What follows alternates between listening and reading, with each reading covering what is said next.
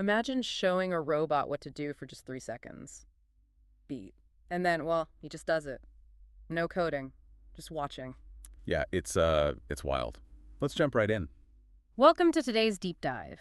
We're taking a stack of news sources and extracting the most important signals from the noise, just for you. Exactly. Lots to cover today. Today, we are exploring how AI is stepping out of the chat box and, into the physical world.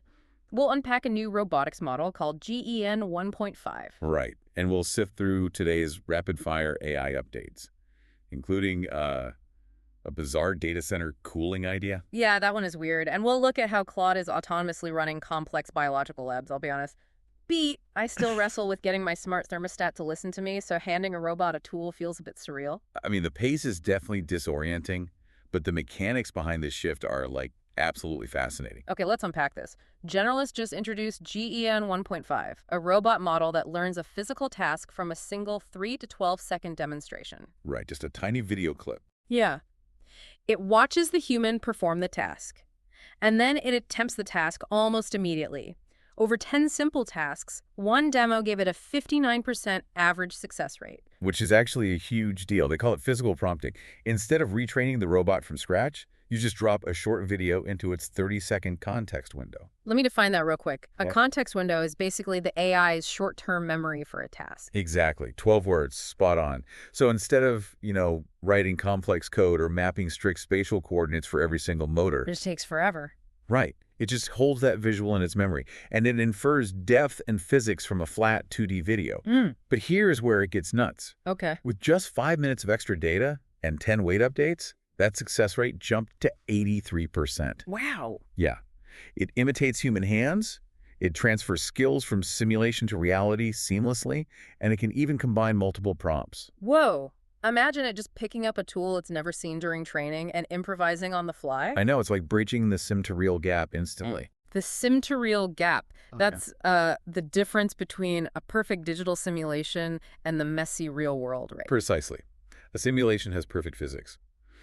But the real world has friction and weird lighting. GEN 1.5 handles that transition beautifully. That is wild.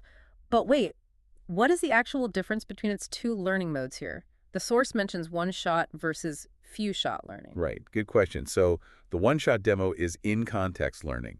It's learning on the fly without changing its core programming. Like holding a temporary instruction. Yeah, exactly.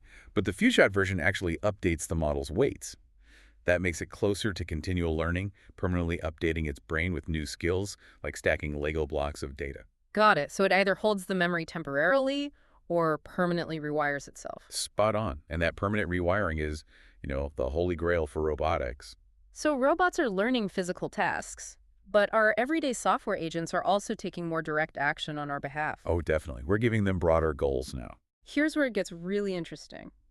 ChatGPT can now draft replies and literally text people for you through an Apple Messages plugin. Right. And Meta AI launched a Mac app with system-wide dictation and screen awareness. Screen awareness, meaning it, sees everything on my monitor. Basically, yeah. Yeah. Personal custom GPTs are kind of fading out while these workspace and coding agents take over. They can see your open spreadsheets, your emails, everything. That feels incredibly intrusive. It is a lot of access. Yeah. But the market is moving fast.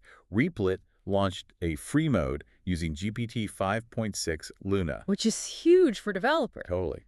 But it's not all flawless. Grok Lite had a rare glitch recently where it was sending absolute gibberish to people. See, that is exactly my fear. Yeah, the company called it a temporary glitch, but it highlights the tension right now. To stop those hallucinations, you need astronomically better training data. Which explains the massive data boom. Exactly. To power all this, Micro1's AI training data business jumped from a 100 million to 500 million gross annual run rate in just 8 months. A 5-fold increase in 8 months. The demand is massive, and all that processing runs incredibly hot, which leads to Liquid Death joking about cooling data centers with P. Which experts say isn't fully ridiculous. Right. I mean, scientifically speaking, liquid cooling is vastly superior to air.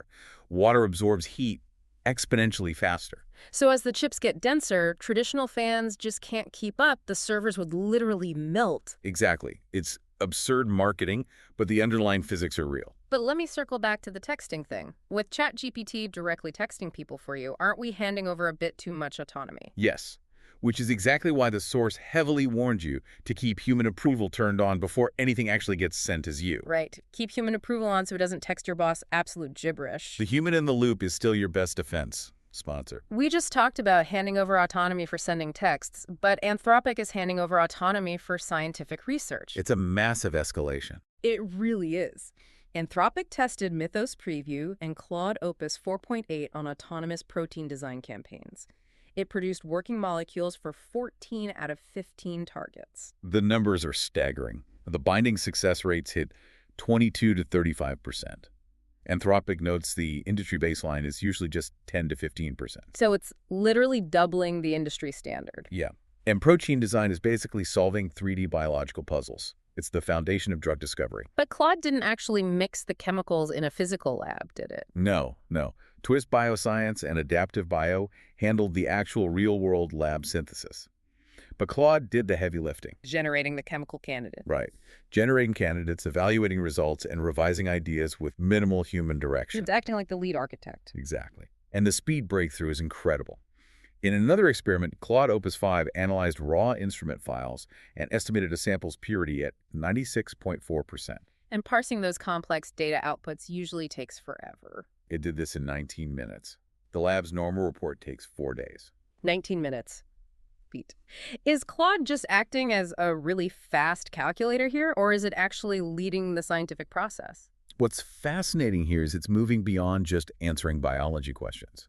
It's autonomously running multi-step scientific workflows and leading the research loop. So it is practically running the entire lab loop on its own now. Yes, effectively steering the ship. Faster iteration means faster breakthroughs. Let's step back. We covered a lot today. We've seen AI learn physical tasks in a 3-second window, embed itself into our daily text messages, and cut 4-day lab analyses down to 19 minutes. If we connect this to the bigger picture, AI is shifting. It's no longer just a passive chat box you query. It is an active agent observing, learning, and executing in the real world. So what does this all mean? Think about your own day. If AI can learn a task from a single 3-second video, what is the very first task you would demonstrate for it? And take it a step further.